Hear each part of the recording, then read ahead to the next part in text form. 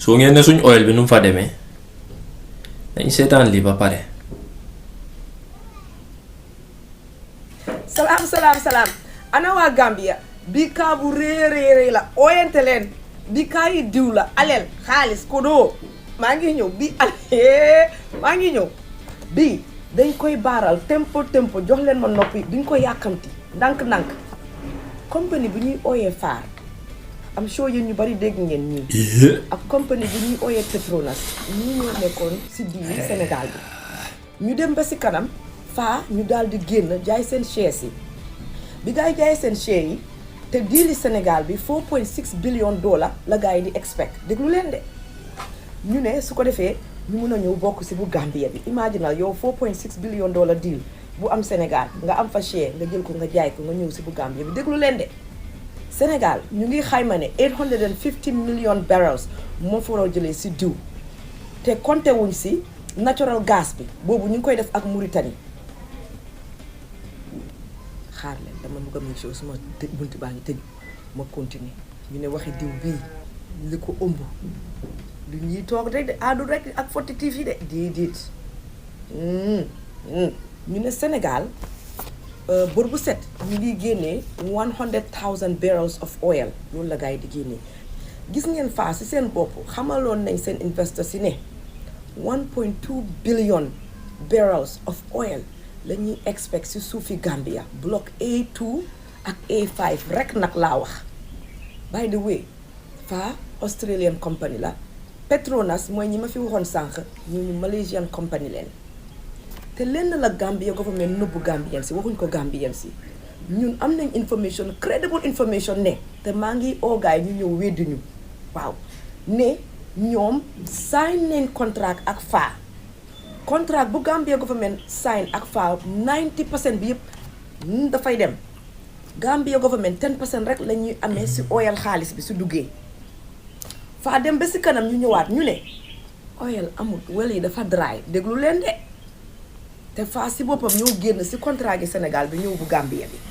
yow nit ki di nga génn si 4.6 billion dollar contract nga dem si beneen boo xam ne xamuloo ne am dara am na fa am daru nga dem rek blind rek dugg fa ñu toogati rek faa def si seen website bi ne Gambia government jox nañ leen extension fii ba septembre bii 2025 pour ñu continuer di seet oil ñu ne parce que oil amut léegi imagine leen 1.2 billion barrels of oil ba gars yi waxoon kon ñun ñoo ëppale Sénégal oil ñetti yoon léegi dama bëgg ngeen compter loolu ñaata xaalis la war a nekk ndegam Sénégal ñoom ñu ngi expect 4.6 billion dollars ñun ñetti yoon yi loolu ñaata la def leen maat bi ngeen wax ma ndax ñun ñëpp dañu war a dellu Gambia ndax nuñ war a def man daal yéen lay xaar doo leen wax rek ñu def lii suñ ko lijjantiwut lii affaire yi diw bii xaalis bi war a nekk si diw bii Gambia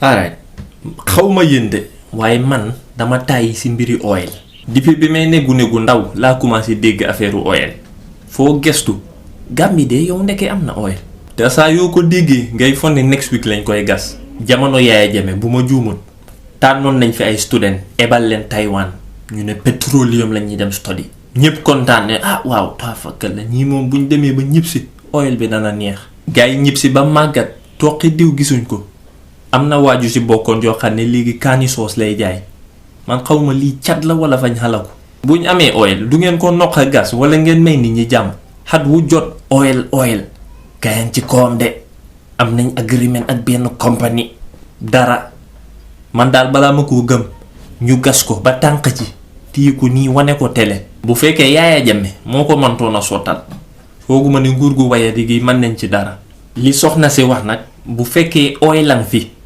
te nguur gi dañ sign to get only 10%. I will take it. Like at this point, I will take 2%, bro.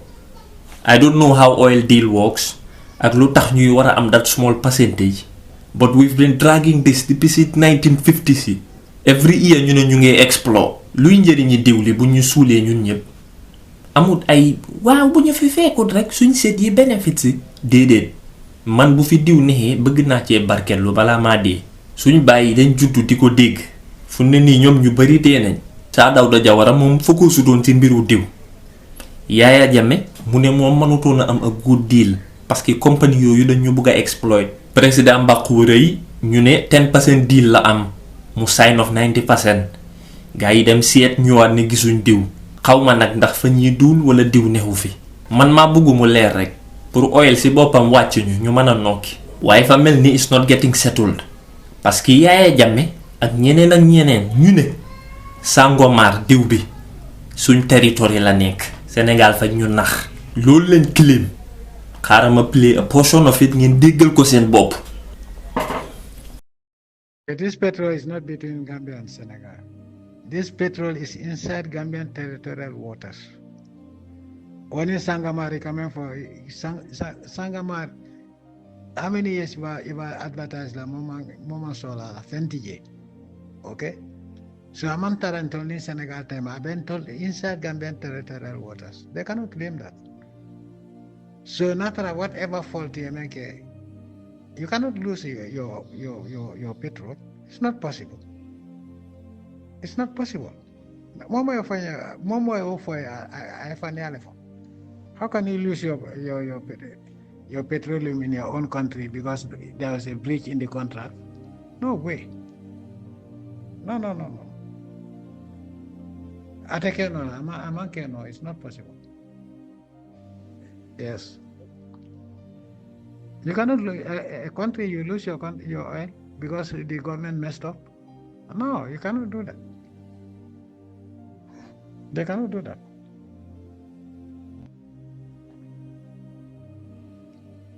I dealt with petroleum lawyers.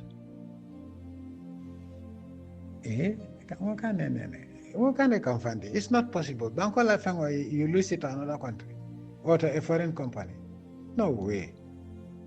It has never happened in the history of the world. Lifa xawa gudd nak, but I'm gonna play a couple of minutes rek. ñu génne oil bi di ko sotti si gaal yu mag yooyu very soon dinaa leen woon picture bi so you have an idea li ma explain lii mooy di PFSO system lii la gaay Sénégal ñi fa ñëw di jël oil bi this is what they are using pour jël di oil te oil bi nekk in diggante Gambie ak Sénégal kenn mënu laa wax ñoom fan la ñoo locate seen North Sea nii yi nga gis nii fii nii like right here ak here dafa extend all the way mun nañoo dem ba si border bi diggante Gambia ak Sénégal sànni fa lankaar ba pare di mucc oil from both regions they can do that because Gambia amuñ deep sea navy pour mun a monitor what these people are doing amuñ geologists and surveys yoo xam ne mun naa dem pour monitor what these people are doing. We don't have the means. And there is nowhere in the contracts will reflect these issues boo xam ne is a potential problem diggante Gambia ak Senegal. Oil bi nekk diggante Gambia ak Senegal is a transboundary resources. It's a class of its own. Transboundary resources can munta claim pour absolute capture. Can munta claim absolute right in a transboundary resources. Any oil boo xam ne danga ko bëgg a extract within the border fokk nga yóbbu ko subject to international law. Te the only legitimate way nooy mun a exploiter that kind of oil mooy nga am a joint development because that's the only way noonu lañ ko mun a naka lañ ko de arbitrate between two countries. The same problem bi ñoo am si ak Senegal is the same problem bi Norway am ak Russia. Japan also had a similar problem ak South Korea.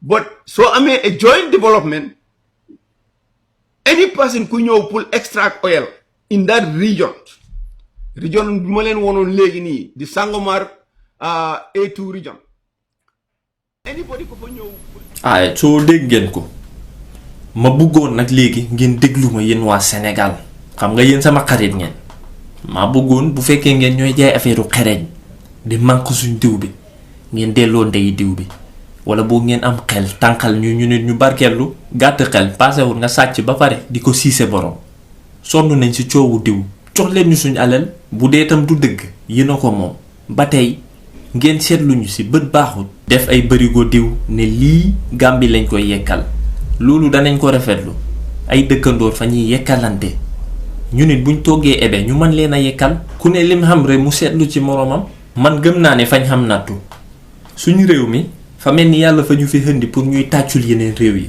sport tàccul keneen nguur nawlooxuñ suñ bos education pour abroad studies rek ak leneen loo mën a xelaat nag noonu la fu ne nii oil bi tamit fa ñuy tàccul Sénégal te suñ xol yi fa yaatu nag ndeysaan réew mu am lu baax Afrique ñu célébrer ko yal nañu yàlla fay yéene bu rafet yàlla boole ñu defal jàmm ak réew yépp suñ mbokk yi sa Palestine ak Iran yal na leen yàlla xeexal allahumma la sahla illa ma ja'altahu sahlan wa anta taj'alul huzna idha shi'ta sahlan